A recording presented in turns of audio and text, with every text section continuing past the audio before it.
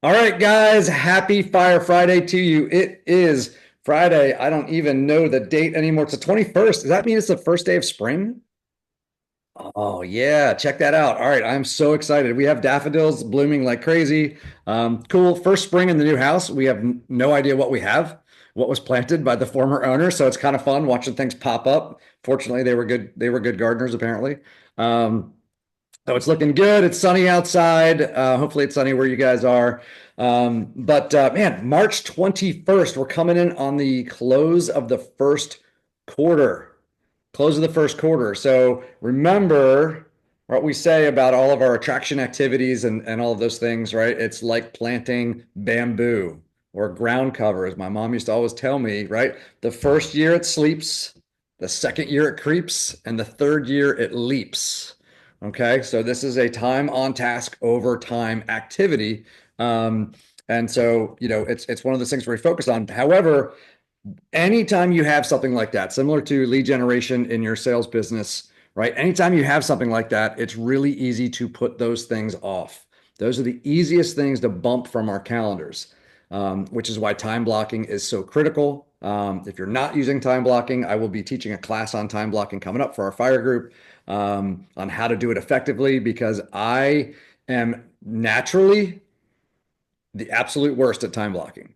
Okay. My natural behavior fights against time blocking. I had a business coach who I had for a very long time, and this person taught me time blocking. And it took me about a year and a half to actually use time blocking, coaching with this person every week. Right.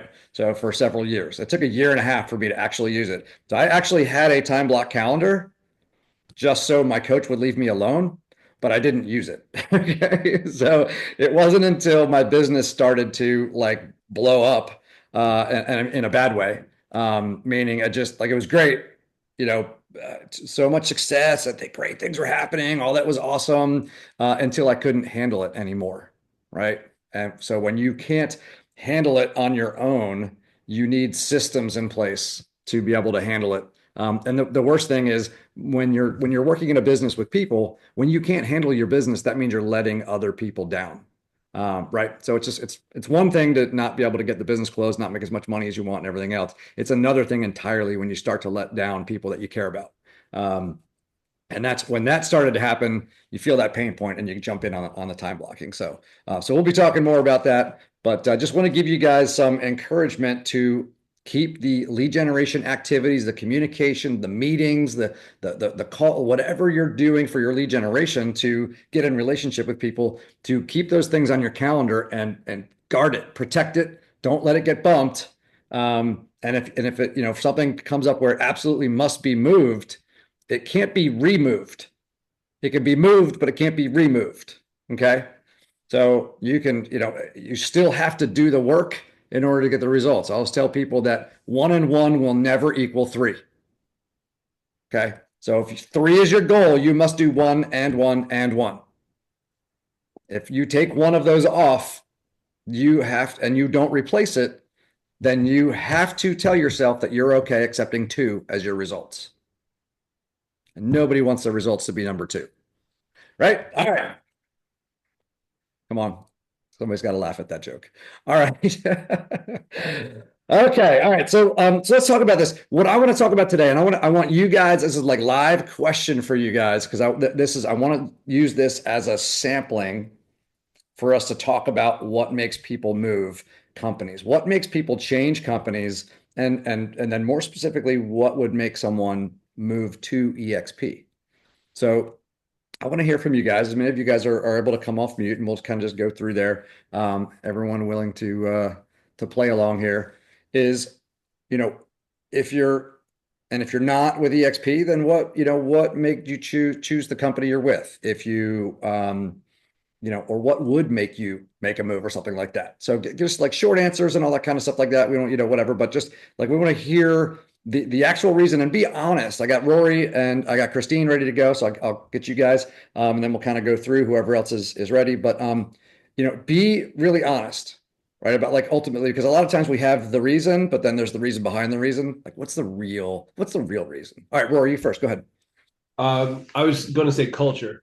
It was interesting to be on a webinar yesterday with Spring Benson, and she was talking about the same topic. And you know, the guy that Tyler, what was his last name again? We were talking about it yesterday. Whistle or Oh, Kyle Whistle. Kyle Whistle, yeah. And they were talking about like what motivates this same exact topic, and they said, our tendency is to immediately get into talking about splits and rev share and the reason and stock options and things like that, where people really don't care that much about that. They care more about how they feel Yeah. and the way that the company can make them feel and the groups that they're in and the people that have the ability to influence them. So I would say culture. Love that. Love that. Yeah. Yeah. That's a big thing. And it's the same thing with the buyers where they tell you all the things that they want in their house, and then they end up buying something that doesn't match any of those criteria because they fell in love with the house, right? It was the emotional, it's the way that house made them feel when they walked in or they saw it or they whatever. And so yeah, there's a lot of times there's that other component to it. But yeah, love that. All right, Christine. Oh, excuse me. So I think I totally agree with Rory. Like culture is big, but for me, along with the culture, everybody wants to feel like they belong somewhere, I feel like, and just hanging your license doesn't necessarily give you that. And part of that is being able to celebrate your wins. I am very goal oriented and I like to achieve things and whatever, but the achieving is not so fulfilling per se. It's not like that. It's all the little things that I learn through that lead up to the achievement that Mm. is the most fulfilling for me personally. And so when you have a big month and you have your first 100K month or you have your whatever, real estate's not really that kind of place where you're like screaming from the rooftops like, "Ooh, I had a 100K month." Even though you want to, Right. it's just not really a thing. I mean, I don't see people doing it. I didn't feel comfortable doing it. So I feel like being a part of something and feeling like you belong would allow the space to be able to celebrate yourself and have others celebrate you from a place of like genuine celebration versus just like envy from the Yeah. sideline. Yeah. Yeah. So yeah, so you're it's that sense of belonging, but when you feel like you belong somewhere, the way you know that you belong is that the people there celebrate you. They care about you. They notice if something's wrong. They notice if, like, hey, you seem off. Are you okay? And we saw you do this. Great job. Like we genuinely want you to win. Which is different. Like in a lot of real estate, any office, you're independent contractors. You're not really on the same team, in general. So when other people are winning, it's kind of like whether it's envy or whether it's frustration or we both went after the same listing and you got it. Kind of who knows, whatever. But in this environment with the kind of the network effect we have, there is a genuine enthusiasm when you win. Everybody else is winning too. Yeah. Right. And at the very least, some other agent, across the country they don't even know gets a huge listing and does X, Y, and Z. Right. And they're doing all of those things, make the company more prominent in the industry, and the stock goes up. Well, we all own stock.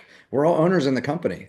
So if nothing else, cool. You just helped us all make more money. Great job. Keep going. Right. So yeah, I love that. That's great. Lara.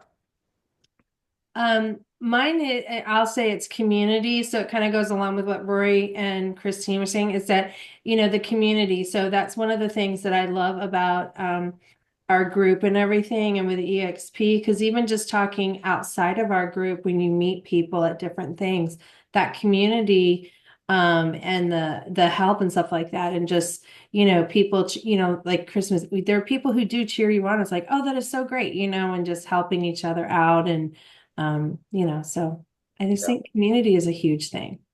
And you love don't get that you don't always get that. I mean, we had a little bit where I was at before, but I will say that the people that I had that with, they've come over to eXp already. it. There you go. So, so, Wonderful. just to say, I mean, it's not that Lars didn't try to create that with us, but it's like, but there was a group of us and now we're here. Yeah. Well, the people have to buy into it. They have to have this a similar desire for that to be the environment, Yeah. right? Yeah, And not definitely. be that cutthroatness that, you get at a lot of other places. Yeah. Yeah. And there's a difference between being competitive and being cutthroat, right? Would anybody say that they're competitive? Right? Fiercely competitive, you know? Yeah, right. So we like to win. We like to get results. We like to go crush goals and all that kind of stuff. They're all, they feel really good and we go after it. But again, there's a difference. There's a difference between competing and being cutthroat. And yeah, for sure. All right, great. Anybody else? Ivy. I find a lot of people are like that brick and mortar place to go to. All right. So as far as a desire to go to a company, saying like that, finding the right bricks and mortar to go to is a drive. Yeah. Okay. So what do you think it is about the bricks and mortar that they like? Well, they find that, the people are there to talk to. And I kind of bring up, well, every time I went to the office, no one was there. Yeah. Yeah.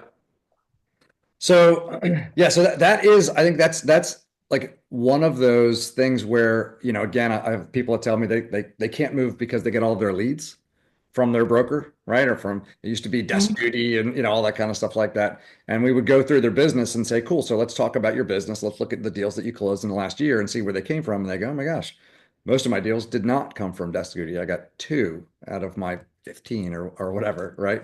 So how do we replace that? So I think this is one of those things. I was actually on a call yesterday with an agent, and very successful, high producing agent, and it's kind of the same thing of do you have offices? Where do I go to do my business? And this person was a producing agent. And so we talked about how they use the office, and it really comes down to the things that they need in their business that they need access to. And if they've always needed to go to the office for those things, they can't picture how they get access to those resources without going to the office. So you're like, hey, what if there was a better way, right? The whole Netflix Blockbuster comparison of, well, I love to watch movies. If you don't have any locations, how do I go pick out my movie? Right? That doesn't make sense. I have to go there. I mean, I used to love hate going to Blockbuster, right? It was exciting to go there and have all these movie choices and everything else. But in the end, all the ones I wanted to watch were all checked out. There was a long line. I couldn't find parking a lot of the times. And if you wanted to, like, you're sitting there and you're like, hey, let's watch a movie real quick. And I'm like, well, I'm not going out like this. So let me go get changed. Right. So that whole process of going to it, but it was, if you wanted to watch a movie, you had to go to a physical location and find it, right? And so so agents have that same mindset where they go, well, what if I need to talk to my broker? If you don't have an office, that means there's no broker available to me. What if I need to get forms, right? Where am I going to go to get these? How am I going to get my mail? How am I going to, like, all the things they're just thinking of, these are my day to day, where in today's world, you don't need a physical location for any of those things. As a matter of fact, it's way faster, more convenient. You can have a higher level of service and access to more things and more people by connecting with those people virtually, phone calls, using digital resources, and all of those things. So it actually becomes better. So typically, when it comes down to something like that, it's just a matter of uncovering what is it about that appeals to them, right? And then how do we solve for those problems? So, all right. Who else? Why the question being, why did you come to eXp? Dave, I'll share my Kyle, do it. thought is I think I had interviewed 7 different brokerages, and one of the things I was looking for was heart, right? Do you have the same values and beliefs, and is your heart where I want my family to be around? And so this is kind of what we were talking about yesterday, is attracting who you are, not what you want. It's so much easier if you just be who you are, then it's very easy because you can be authentic Yeah. and people will want to be there. And so you don't have to fake it or anything. But I was looking for people similar that had that genuine giving heart. Yeah. Awesome. Awesome. I'm gonna take one more. Who else wants to share? What attracted you to EXP to make you change, right? Because nobody likes change. What made you make the change? Anybody else? Once.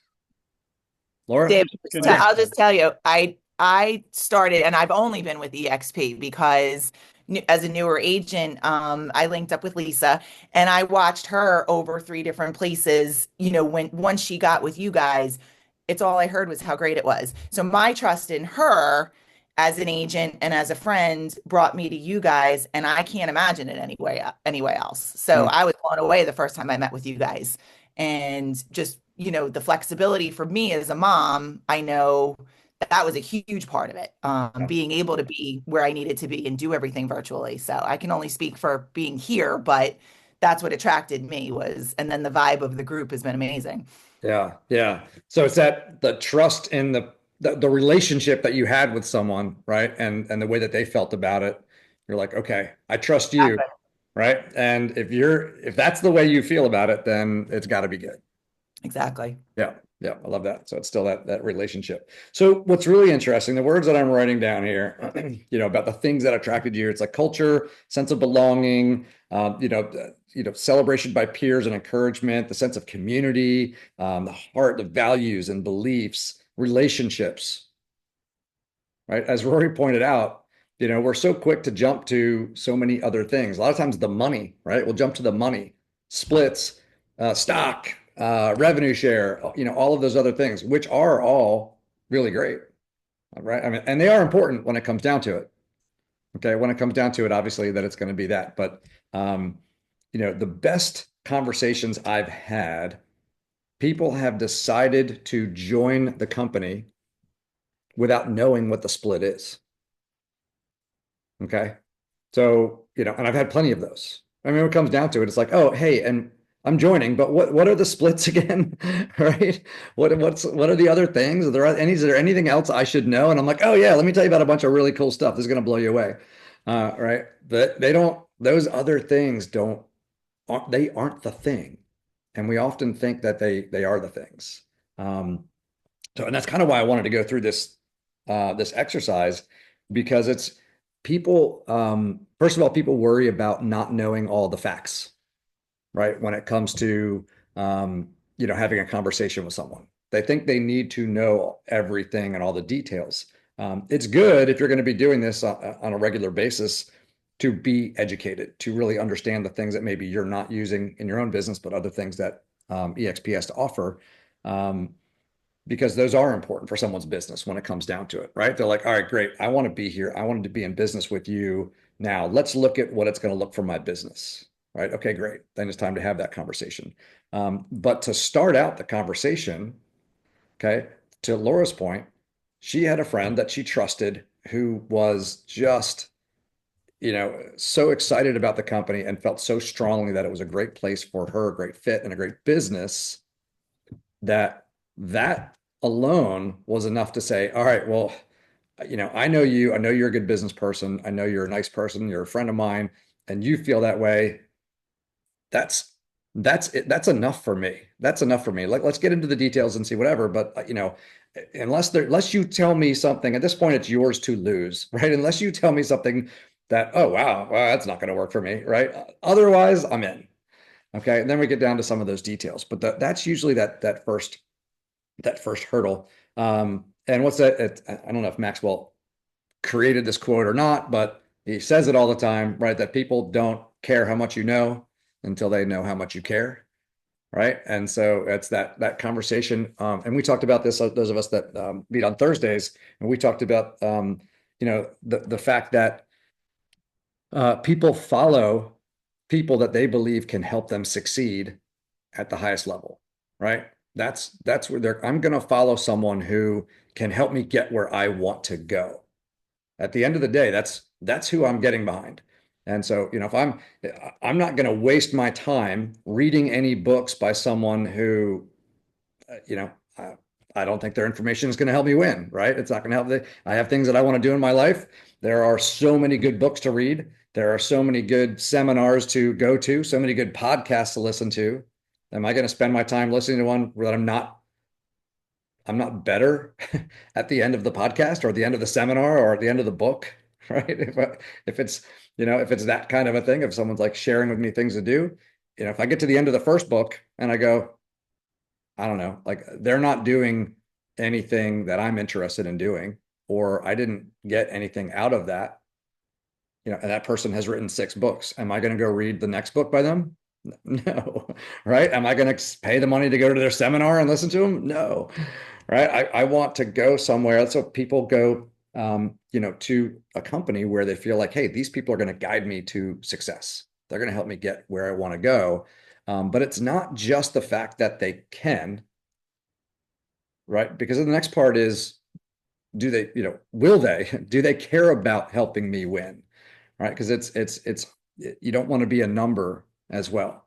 And so that's one of those things where it's demonstrating, and you demonstrate that typically by asking good questions. Right. So when you're having those conversations, again, getting into a conversation with someone about the opportunity to make a move to another company, if you come at them, trying to sell them something, then you're trying to accomplish your outcome, and that comes across loud and clear. Right? If you approach them in curiosity with a focus on helping them win, regardless of it matches your outcome or not, the only outcome I want is to figure out if I have a way to help you win. It has nothing to do with you joining my company. It has nothing to do with you partnering me, following me, or anything else like that, unless that's a solution. Okay. But it's not the only solution.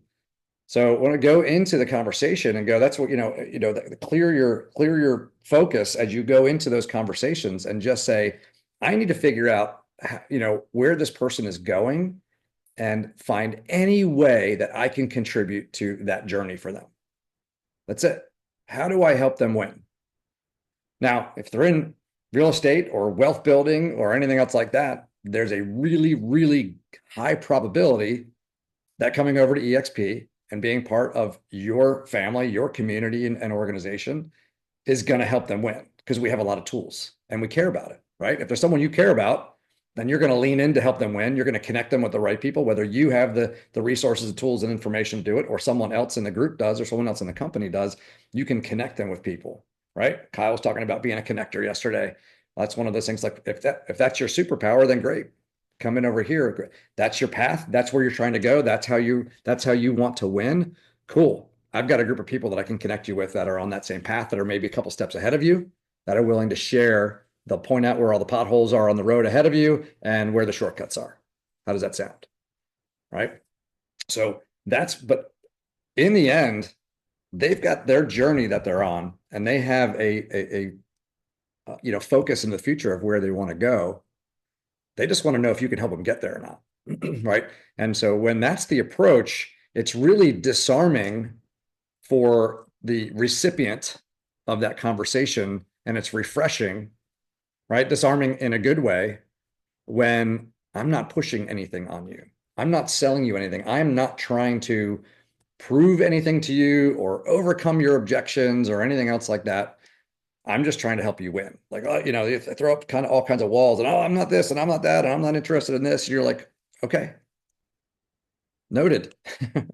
Let's not talk about that. Let's talk about where you want to go. You winning may or may not have anything to do with you changing companies. So let's just talk about you winning. How can I help you win? Right? We have all this stuff. Cool. We can help you with this. I can help you with that. I can help you with that. Not we have this, we have that. It's, where are you trying to go? Cool. If I could help you with this, then it's the if I could, would you questions, right? Cool. So if I can help you do all those things and achieve those things and do it faster and quicker and with less pain and frustration along the way, and maybe cheaper and all of those things, would you be interested in hearing more about what it looks like to be in business with us and how we can help you do that? Okay. So that's the process, but it's really important. I really wanted to highlight this, that every one of you're here because of either you saw the opportunity through a relationship that you have, right? The culture that is here, the environment that's here, the network that's here, the community, right? The values, belief systems, relationships, and all of those things.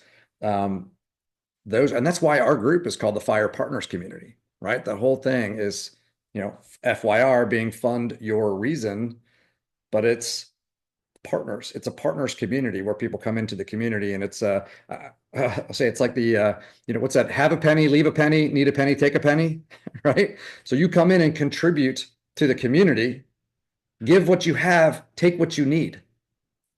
Okay, and that's the environment, which is kind of cool. So if you have something to contribute to the environment and to the community, then you owe it to the community to share it. Right? Everybody's a leader in this. This is a flat organization. Doesn't matter where you are in an upline, downline, anything else like that. Every single person here is a leader. That's what I love about the RevShare platform at eXp, is that it is not like you look and you're like, oh, Gene Frederick, and Gene Frederick has 20,000 people in his organization and everything else like that. So that's amazing. Okay. However, Gene Frederick did not recruit 20,000 people. Right? Gene Frederick's recruited like 200 people in 8 years. To be honest, I mean, Gene used to recruit more than 200 people in a year at Keller Williams, right? 200 people in 8 years is not that big of a deal, right? There's probably several of us on the call here who have recruited more than 200 people in less than 8 years, right? Anybody's been in management or anything else like that. So that's not setting the world on fire. So what's really cool is you take Gene's organization of 20,000 people, go in there and just basically pick anyone, right? And go, cool. That person right there is a leader. That person has 200 people under them. Well, those 200 people contributed to Gene's 20,000, right? You just pick, and this person has 3,000. This person has 8,000. This person has 50. This person has 10. Doesn't matter. If you have 2, you're the leader of those 2. Okay. So like every time it branches off, that person is a leader. If you bring anyone, if your influence and relationship influences anyone to make the move to eXp because of you, you're now a leader, right? You can decide what to do with that, but you're now a leader. So it's every single person in the community is a leader. And so it's a totally flat organization because guess what? Gene has a sponsor, right? It didn't start with, he's got 20,000 people. Gene has a sponsor. Okay. He came here because of someone else. He's in someone else's organization, right? So, you've got Elizabeth is above him, and then Carrie is above her, and then the Marshalls are above her, and then it's Glenn Sanford, right? And so they're all part of someone else's organization. They're all part of someone else's group. Brent Gove, right? Brent Gove was brought on by Sheila Fejeron. He's in Sheila's organization. Brent is a leader, right? No one's going to question it. So the only person who isn't in anyone else's organization is Glenn Sanford. But everyone else is part of something, but every one of them is a leader, and they're all bringing something. Brent Gove shows up, right? He shows up and gives what he has. He was brought on by someone else. Okay. So it's it's great to take what you have. Brent learned a lot from Gene, right? And from like Rob Flick and from Sheila. It's other people that are above him. He learned a lot from them. Okay. However, he didn't just go, great, I'm in someone else's organization and I'm going to show up and just take or just receive, I should say, right? Just receive. He said, cool, I'm receiving. Now, how am I giving? How am I contributing? How am I leading? And what am I going to do for the people that come over? How am I going to pour into them and help them win? And that's that mindset. And we get so strong. That's the power of the network. So if you're in a network and your network is really powerful, your network is powerful because there's a bunch of people contributing. If it's one person at the top and then a bunch of sheep, right? That network's not very powerful. You have a network of one, right? And everyone else is just like you, hanging out, receiving, and not giving into the network. The network is powerful when everyone gives what they have. Everyone's good at something. Everyone has something to offer. And so what do you have to offer? How are you pouring into the network? But what's cool is when you pour into the network, you pour in a network the way, Kyle mentioned authenticity, right? So what's important to you, right? What are you about? And you pour that into the network. Not only does that contribute to the network and make that network more powerful and create more opportunity. Now, Jeremy's going to go, Kyle's doing something over here. Jeremy's going to go bring people in. Jeremy can go, look at all the cool stuff. When you come in with me, you have access to all of these people and all of these things. And what you are interested in is something that Kyle does really, really well. And he teaches that to our group, right? Kyle is a great networker. He's a great communicator. He's a connector. He talks to people and stuff. I always love the story about, he's new to the company, brand new licensee, goes, takes a leap and goes to Puerto Rico for an event down there, and, ends up running every morning with the founder and CEO, Glenn Sanford. Right. So it was like, he just talks to people, just meets people, just gets to know them and builds relationships and that kind of stuff. It's pretty cool. So how do you do those things? Great. Well, maybe Kyle will be teaching classes on that for us, Kyle. So what do you do? What's your superpower that you bring to the table, and how do you share that with the group? What's great is if people follow you because of authenticity and what you're good at, the ones who need that and want that in their own life and business to win want to learn it from you. They want to get it. So you go, cool. So you put that out there. And so I'll just keep picking on Kyle while I have him here. Yeah, woo. So, if that's the case, if Kyle says, yeah, I'm going to teach networking, I'm going to teach, relationship building and just approaching people and just, how to go do that. And how does that work for me? It's what I do. Awesome. So Kyle's going to be teaching those things. We all get to learn from that and learn from Kyle. I'm going to that class, right? I'm gonna go learn that too, right? And that's great. Well, what also happens is Kyle can go to other people he knows and say, hey, one of the things that's helped me grow in businesses, he's grown businesses in multiple different areas and different industries. Okay. So he says, one of the things that I do that I've always done to grow business that's worked really well for me is, networking and relationship building. Right. That's been kind of the foundation of creating results in my businesses. So I'm going to be teaching a series of classes on this, and if that's something that's of interest to you, you're welcome to attend.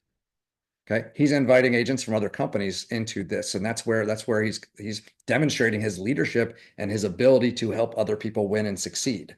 Now, if he goes out and invites 3 to 5 people, right, and then, they show up and no one else is there other than them, right? Kyle doesn't look like a leader yet, right? Like, well, this is so valuable, how come no one else is here, right? Right. So the platform is, if you're able to do that here, you have a built-in audience. Okay. So Kyle's teaching that class. He's got 15 people from the FYR community who are all interested in learning that from Kyle. They're all here. Those 3 to 5 guests show up, and there's a bunch of other people in the room that know Kyle and want to learn from him. Right. And so now Kyle is automatically elevated as the expert. If you're standing at the front of the room and there's people listening to you, everyone sitting in the chairs basically has an emotional mental assumption of the fact that you know what you're talking about. It's the way that it works psychologically. So let us put you at the front of the room. That's the power of the platform and the network. So you are contributing to the network, you're contributing to the community, you're helping everyone here win, and you're using this as a platform for you to win.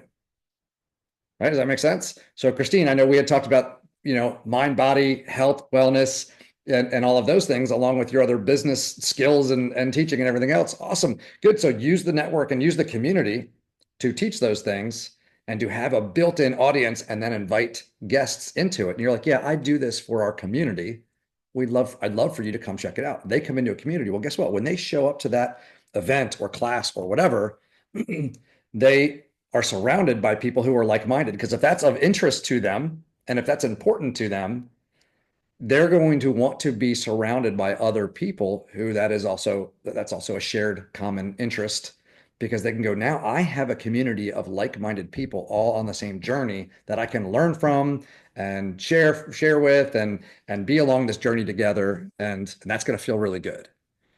Okay. So that's the power of the community. And that's why we're called the FYR Partners Community. That's that power of that. Now, if the reason people move and are interested in changing companies is culture, belonging, the peers and community and heart, values, beliefs, and relationships, I mean, that kind of checks the boxes, right? So that's the concept, right? Exactly. So, so that's what I know. what we have the ability to continue to build. We're doing it, but we can do it bigger, we can do it better, and we can do more of it. And what's really great is I look through all the names of the people in our group, and I know the experience level and what people are bringing to the table. We've got a lot of talent in the group, right? I mean, this is a talent-rich organization. And even if you're new at real estate, there's a lot of people that are newer at real estate, but are really smart. They've had other achievements outside of real estate. And I'll always go back to the fact that when I was 28-year-old newbie to leading brokerages, right? And half the age of most of the people in my office, and most of the people that I was trying to recruit to come, work for me, right? Work with me in those offices. And they were like, I've forgotten more about selling houses than you've learned, you little whippersnapper, right? And why would I want you to be my manager, right? That doesn't compute, right? How long you sold houses for 3 years? Great. Great. And you're going to be the one I have to go to for questions. Right. And so what I brought to the table was, okay, that's true, but I've already built like 20 businesses. Right. And, I've made companies that were worth millions, tens of millions, hundreds of millions. So, I can teach you how to run a business. I can teach you how to grow a business. I can teach you how to structure your business. I can teach you how to run your P&L. I can teach you how to control your expenses and to increase your net income. Is any of that important to you as a business owner? Great. Let's compare what I've done in that arena to what you've done in that arena. Let's look at your P&L. Oh, you don't even have one. All right, cool. So I've already won that argument. So those are the things where you're bringing something to the table. So if you're a new agent, right, then the thing you're going to bring to the table for the community and that you can share out with others isn't going to be how to build your real estate sales business from as a realtor. It's going to be something else, right? Jeremy, you've built nonprofit businesses. Like, you've built big businesses. You have run organizations. You have been in leadership positions. Right? You can teach about leadership. You can teach about business building. You can teach about structure. You can teach about, like, in our business, generating leads, generating business, and generating everything else is not they're not employees, right? And so you attract people through who you are and through being a good leader. Well, when you're growing a nonprofit, that is, whether you're running a church or you're running a nonprofit organization and building one, that's something where you are attracting people in and getting people to do the stuff that needs to happen. I mean, that's, we always joke that managing a brokerage was herding cats, right? Well, it's very akin to managing a nonprofit because you have very few employees. You're inciting the crowd to all want to go do the things that need to get done in order to get the results that you need when no one works for you, right? Accountability is very difficult when they're not an employee. Okay. And so that's a skill set, a really important skill set. Right. So that's something where it's like, hey, I can teach that all day long. I did it successfully. So how does that, where's that? So those are the things. And then what's great is, teaching is that final step to mastery, right? Because we hold ourselves accountable. And I will say, in order to succeed at the highest level, you have to have a lot of leverage. Okay. But you can't leverage a habit. And most of us have habits and not systems. Okay. You can leverage a system, but you can't leverage a habit. It's the way you always do it. So when I started expanding and having additional brokerages, right? It's fine if I was doing it. I was doing it every day. We were recruiting a bunch of people. We were growing our office. That's great. Okay. I go open office number 2. For a little while, I can kind of micromanage the manager that I had at that office. But when you go open up number 3, right, and then number 4, and that kind of stuff over time, it was very hard. And it's like, well, why aren't these were good people? I hired them because I felt that they were talented. They had what it took to be successful in running it and growing it. Why aren't they getting the results? Well, that was on me, not on them. They were the talent to go do it. Okay. But I was the one who had the experience. I had time on task. So how do I take what was in my head? How do I give them, okay, I've got 6 years of experience doing this over and over again and failing my way forward, figuring out what doesn't work and what does work. How can I take that piece of my brain and stick it in their head? Okay. And that's when you have systems. That's when you can start to leverage and you can share those things. So the reason that teaching drives you to mastery is you start to think through why you were getting the results you were getting, what was working and what was not working. Okay. And in doing that, you actually get better at doing it because now it becomes purposeful rather than accidental. Because you may be doing it because it's what you're good at. You may be doing it because it comes naturally to you. And so you don't think through exactly what you did, how you did it, why you did it that way. Okay. You haven't really laid out the mistakes you make because sometimes we make the same mistake, repeatedly or just occasionally because we haven't thought about the fact that that move was a mistake. Gosh, I never really looked back and said, every time I did that, it didn't really work. Why am I still doing that? Right. So, but if I'm going to go teach you how to go do it, I'm going to stop and think, you know what? I did learn that that is a mistake. I'm going to tell you it's a mistake so you don't make that mistake. Well, why am I still making the mistake then? If I'm going to tell you not to do it, I should probably not be doing it either. If I'm going to tell you these are the things that worked for me and that focus on this gets results for me, and I'm going to tell you to go do those things, well, why am I not waking up every day and focusing on those things? Right. So when you start to write it down and put it together, because you have to share it to someone else, now it becomes your own playbook for success, and it helps you become more successful. So the things that help you win in business and in connections and building your business and attracting other agents and all of those things, the things that help you win, if you teach those things to someone else, right, to create duplication, you also get better at it yourself and you increase your own results. That's the really cool thing, right? Because now as I'm giving it to you and helping you do it to win, now I have personal accountability and a little bit more purpose in what I do, which is now helping me win as well and gets me more results. Plus, if you're upfront teaching something and telling other people you should be doing this, and then I'm the expert on doing this, and they look at it and they go, well, are you? How come you're not doing it? Right? There's that kind of accountability of if I'm going to go out and talk about this in public, I should actually be doing it. Right? Is all that making sense? Okay. So this is, that first section there being about why people come. Why do people come? And if we understand that, then we understand how do I now make that happen for me? Right. And so that's understanding authentically, why will people follow you? If they're going to move here for culture and belonging to something and community and, relationships and all of that, how are you using that in what you're putting out to the world, or your sphere, your agent sphere, to attract people to be in business with you? Right. Look at what you're saying, right? Because you have your message and your method. Okay. So your method is just simply your chosen process of, the communication.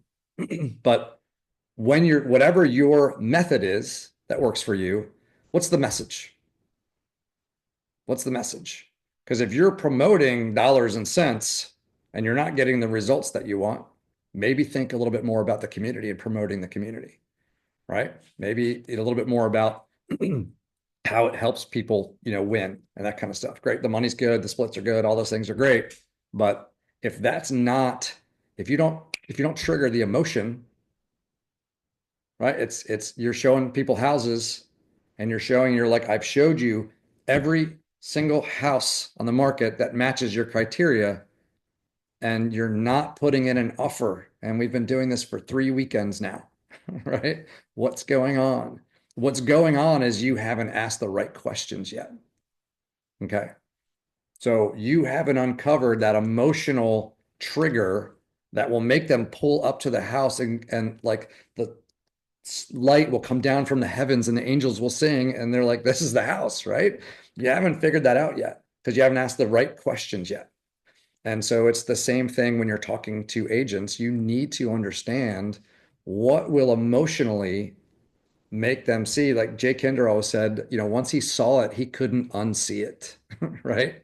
And so it was like when once that emotional trigger was like, that's the thing I've been looking for. I didn't even know I was looking for it. Now I see it. Once it's there, they have what I call EXP somnia. You can't sleep at night, right? It makes you toss and turn because you've now seen an opportunity that you didn't know existed. And I hear people say it seems too good to be true. And I said, well, it's not. Everything's not perfect. However, when it's the right fit for you, it's the right fit.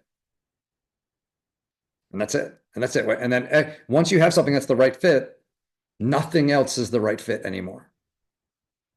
Right? And you can't be where you are. The pain of making a change has to become less than the pain of staying where you are. Right? It becomes more painful to stay where you are than to go through that change. And then I now don't belong where I am. I don't belong here anymore. Right? I belong over there.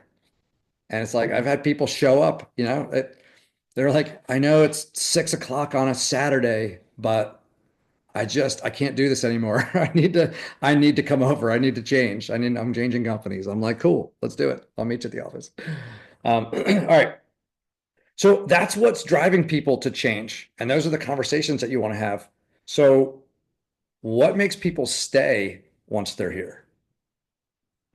All right. So that's a kind of another question. This is, a little bit of a shorter thing. Is the big thing is getting people here. But once you're here, okay. So we went through and everyone talked about what made you want to be here, right? What attracted you ultimately, right? The other stuff had to work, the numbers had to work, and all that other kind of stuff, right? All of those things are important for your business.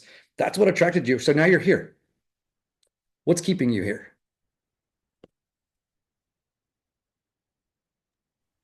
Dave, I think when people feel valued and they feel like there's a sense of community and purpose that's greater than what they're doing on their own, um, I think that the retention goes up, and we as a company already have a lot of built-in retention devices, like being vested after 3 years and building an incredible recurring income stream. And I couldn't for the life of me think of any reason why I would ever want to leave this company. And my attitude about eXp is that, knowing what I know and knowing what I know about other brokerages, is that in my mind, I don't share this with everybody, but I think everybody's coming. All the right agents are coming, and it's just a matter of time. And for me personally, doing agent attraction, it's only a matter of getting in front of people. And they don't all make out on the first date.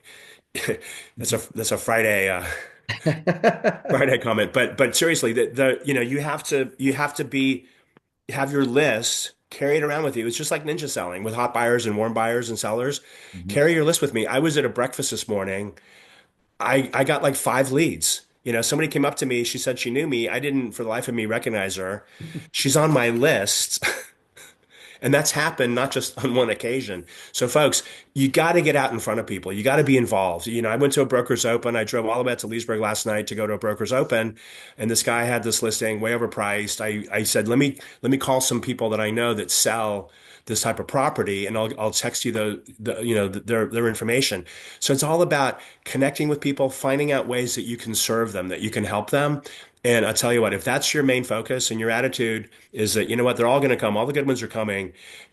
Tony Robbins says luck is when opportunity and preparation Right. coincide. And I agree with that. It's opportunity and attitude and preparation. And you've just got to get out there. And I challenge all of you, if you want to do agent attraction, set a minimum of 3 coffee meetings a week. And, hey, Dave, it's Lars. We haven't talked in a while. Would love to catch up. When are you available next week for coffee? Okay. And I would think that 95% of the people, if they're available, are going to say Tuesday at 4, right? And so this isn't hard, folks. And if you do it that way with those exact words, the people that say, I don't want to be recruited, I don't want to meet with you, I don't like you, well, you know what? I don't want them anyway, right? Why would you want to work with somebody, and have somebody in your group that has that kind of an attitude? So, folks, it's not that hard. I think so many times we have this mind block, those limiting beliefs that you guys all burned away in January. Don't have limiting beliefs, okay? And then when you meet with people, Cindy and I had a meeting yesterday with somebody, probably not the right fit, right? Um, the gate didn't open, and so Mhm. I didn't bring up EXP, and that's okay. You learn, right, Cindy? And so, but you know what? At least we got out there and we built that connection, and you never know. You never know, but I tell you, it's a process, not an event. It's folks, it's not that hard. I can tell you, Dave and I have, and Barry on the call, we've all got about the same number of years of experience. We know the opportunity is here. It's unbelievable. And so it's hard not to want to EXP on people. So I've gotten better at that. And so I don't bring it up unless they do. And when they do, I would say, well, would you like to meet? Right, Barry? Would you like to meet? Because I know how great this company is. And I know that, we have so much momentum, and every single day, like this week, if I could have this week repeated for the next, 6 months, 8 months, it's unlimited what we can do. Yeah. Yeah. I love that. I love that. So good. Yeah. And the words I got, that I wrote down as you were talking, as far as retention is value, right? Purpose, being part of something that's bigger than yourself. And of course, recurring income streams don't hurt as well. It's hard to walk away from cash flow. Right. Yeah, that's so good, Lars. And one last thing I just want Yeah, to throw in, because I think it's so important to recognize this, that use the Ford or Forge approach when meeting with people. Make it all about them. Gene says, put them on that pedestal and don't take that pedestal away from them. Okay. And do everything you can not to start talking about yourself. I think that's what we tend to do. If you use that Ford, family, occupation, recreation, dreams. I met with somebody yesterday morning and I explained to her and her husband, you're paying just on the franchise fee the equivalent of 1 year's of college tuition for your two daughters. And why would you still want to do that? So they're coming, yeah, and yeah. we're going to help them. I love that. Yeah. And her husband's an incredible, for you guys in Northern Virginia. He's one of the best photographers for listings. Amazing. So if you don't know him, hit me up with a request and I'll send you his information, because I want to help him, because I think he needs a bigger audience than what he has now. Yeah. Yeah. And it's family, occupation, recreation, and dreams. Um, and yeah, absolutely. And I always do that, like try to do an 80-20, right? 80% of the conversation should be questions for me, right? 20% should be me talking about something. 80% is questions. If you follow that roughly, right, then you're not, and it's for me for a while learning it, I had to sit on my hands, right? I could not offer any solutions. I couldn't offer any of my own, story, like all that other kind of stuff until, it's 80-20. So I got to ask all the questions. I have to understand, what it is they're trying to accomplish, what their pain points are, what their goals are. I had to know all of those things and really know them before I could offer anything. Right. And, all right, I saw another hand come up. Talking about, yeah, Jeremy, go ahead. Retention. Yeah, so as far as your question was like, how do we get people to stay, right? And I can just use myself as an example because new to the industry, this is a totally new life for me. But the reason why I'm staying is because of people like Rick, my sponsor. It's because of people like Dave and Kristen who are become friends. It's people like Lars who has become my friend, and we've gotten together and talked about lots of different strategies and life and playing bass and rock and roll and that kind of stuff. And Kyle, we've had lots of conversations that have nothing to do with real estate, you know. But you were talking about how the agents are not employees, which is true. We're independent contractors, right? Very similar to volunteers. Yeah. And, running nonprofits and churches for 20 years, there is a skill set there. But what your volunteers are looking for is they're looking for you to be somebody that cares about them genuinely. Yeah. And when in this business, I think things tend to be transactional, and we only talk to each other when it's transactional. But the reason why I'm staying is because it's not transactional. It's doing life together. Yeah. And so that I think that's a big reason why people stay with eXp, because that's what they're hungry for. Love that. Yeah, Christine called it a family. Friends and family. So yeah, I mean that's and I love that. And that is one of the things that has been really, really fun for us. And it's been great the fact that as we get larger, we're able to keep that going. But that's a testament to you guys. That's a testament to all of you, being people where that resonates with and that you're continuing that as well, which is key because it doesn't, again, it's just the community. Jen. So I completely agree with Jeremy. Joined the eXp as a new agent, but when you ask why did you join, I'm kind of like, I actually joined because it had a good split. And also the potential, the possibility of building my retirement plan and just having that opportunity and the option. That's why I joined. Yes, I do love my sponsor.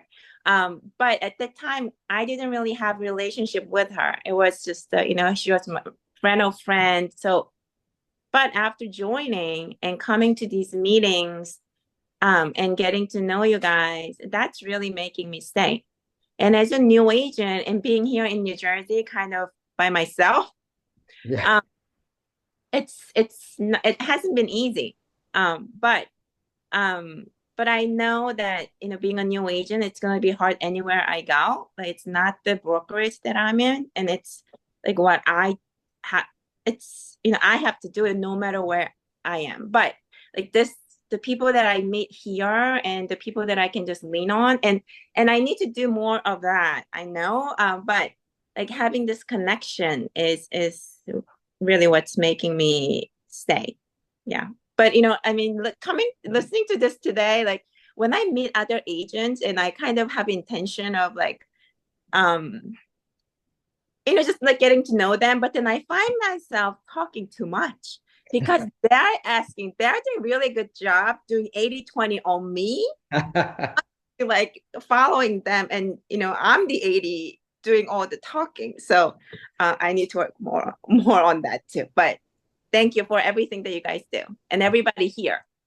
That's awesome. I love that. And a couple of important things out of what you just said, Jen, was that one is you did come for the splits, right? I mean, that was the attraction for you. And it's important to note because, it's don't make assumptions for the other person, which is why the questions are so important to understand what is their thing, right? Because sometimes it will be the splits. Sometimes it will be that we have rev share. Sometimes it will be stock. Sometimes it will be, a certain tech that we use. They go, I'm paying for that. I'm paying $1,200 a month for that. You guys are giving it to me as part of my, monthly brokerage fee. That enough is going to save me. That's going to save me $12,000 or whatever. I'm coming over just for that. I'm getting a rate. I'm going to do business the same way I do business, but I'm getting a $12,000 raise just by changing my logo. Yeah, that's cool. I'm in, right? So sometimes it will be that. So don't make any assumptions. Walk in and say, this person's a puzzle. I want to figure them out. I'm going to put the puzzle pieces together. And it's one of those things where imagine somebody dumps a box of puzzle pieces on the table and they don't give you the puzzle cover. You don't know what you're building, right? So now put your puzzle together by asking questions and figuring the stuff out and put the puzzle piece together. As it starts to come into focus, you're like, oh, I know what I'm building.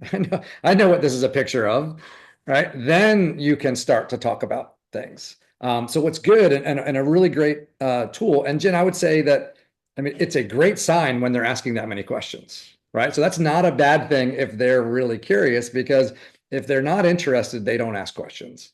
So that's a good thing. They're showing you buying signals, right? However, I would also say a really good thing, especially on the beginning end of it, is to ask a question about the question, right? What about that is important to you? Why is that important to you? Have you, do you have that where you are? Are you currently using that, or are you already doing something like that, right? Understand why they're asking that question, because sometimes we'll make assumptions when they ask a question, and we'll answer their question. And sometimes I've answered a question thinking that what they were asking me was a negative. And so I was trying to overcome an objection. And they're like, no, no, no, I want that. Like, I'm like, oh, sorry. All right, let me answer that differently then. So that's, so asking a question about their question and understanding their perspective and where they're coming from is really important. And that puts you back in the driver's seat in the conversation, right? Now it starts to take you through because you're like, hey, I can't answer anything yet because I don't have your puzzle in focus yet. I don't know. I don't know, where you're coming from well enough yet to start answering questions because I want to answer questions in a way that will be helpful to you. And sometimes I'm like, oh, it's a really good question. Do you mind if I ask you a question first? And they're like, oh, okay, go ahead. Well, let me ask you about this. Because honestly, that'll help me give you the information that you need, right? I want to make sure at the end of our conversation, you walk away with everything that you need to figure out your path, right? What's the right decision for you? Where do you need to be to get the results that you want? And I need to know a little bit more about you before I can give you, the information. And I'm like, look, I can talk all day about it. I have all the information. Like I have hours and hours of information that I can give you. Right. So like, let me narrow it down a little bit and then I'll give you exactly what you're looking for. Would that be helpful? And like, yeah, that's great. All right, cool. And then I just start asking them some questions. Cindy. Well, the meeting that Lars and I had yesterday, he might think it didn't go as planned, but I spent another hour with her after we'd already been with her for way too long. And I don't think Lars realizes how he impacted her with his questions because she started asking me things and then she started asking me about eXp after Lars left. So, she may be a good fit. She might not, but we'll see. It's kind of like what Lars always says. They're all going to come eventually. That's right. So. Yeah.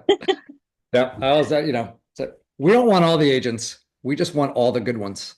Right. And that's great to hear, Cindy. So great job. I knew that was time for me to leave. And I knew you could pick up. Oh, I was dying. And then as soon as she left, she started to be, but she was very, very, she repeated some of the things she said back to me about what you said was amazing.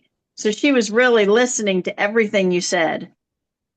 I don't think I said anything.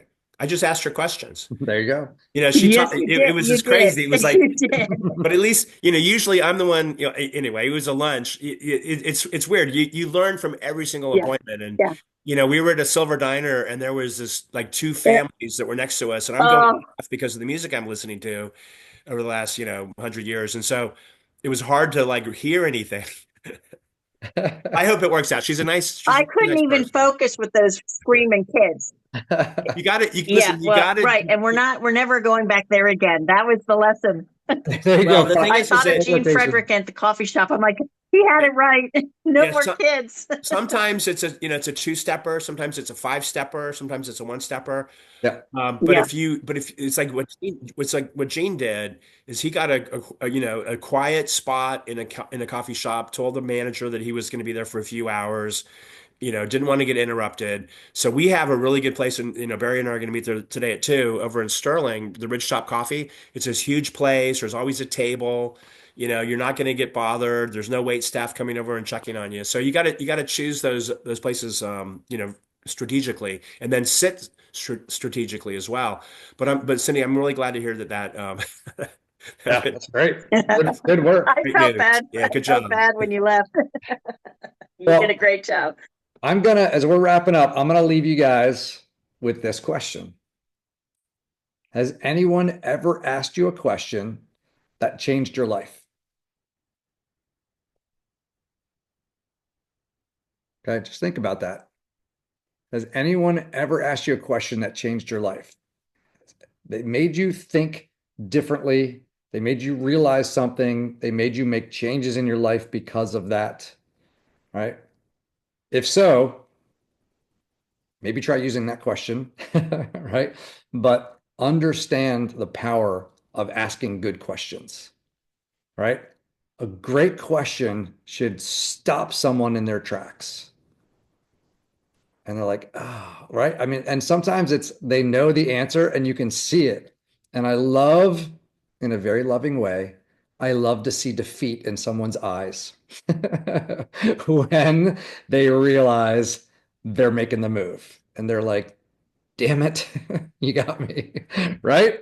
That is the best. Whether it's the light bulb that comes up over their head and they're like, oh, I get it now, or uh, you're right. I need to go do this. All right. And they're like, all right, I'm going to start moving the stuff over here. I'm going to start working on my listings and get the things ready to move. They're like, you're right. I got to do this. Okay. It's just asking that question about that. Like Lars, you were talking about, the college tuition and everything else like that. And they're just like, oh my gosh, right? I am wasting college tuition, amounts every year. Yeah, and then I realized that their 10th grader is actually, or maybe their 7th grader is actually in a private school. Yeah. So that's costing them money. There you go. And the husband's sitting there. So, that it's the pain and the pleasure, right? And their pain point is that they're paying all this money and their kids aren't even in college yet. And, just the 6% franchise fee, folks, we're changing people's lives for the better. We're helping them. Yeah. So, yeah. People But you have to ask those open-ended questions before you can get there. People are running through a maze and they're running into all the dead ends in the maze, and they're running through this maze trying to get to the end, to get to the prize, to get to the to win. They're running through the maze and they just keep running down the wrong hallway and hitting a wall. And when you show up in front of them and like they're at the one, they can see like the prize is right over there, but I'm back at a wall and I know it's over there. And you walk over and grab the top of the wall and go, and you slide it up, and all they have to do is walk through. They're walking through. Okay. But you got to ask the right questions to get them there. All right, guys, listen, thank you for playing along with me today. Thanks to everybody for everything that you contributed to the conversation. Super powerful stuff. We'll post the recording as always onto YouTube, so you can go back to this and all of the other ones. You guys are amazing. This community only works because of you guys.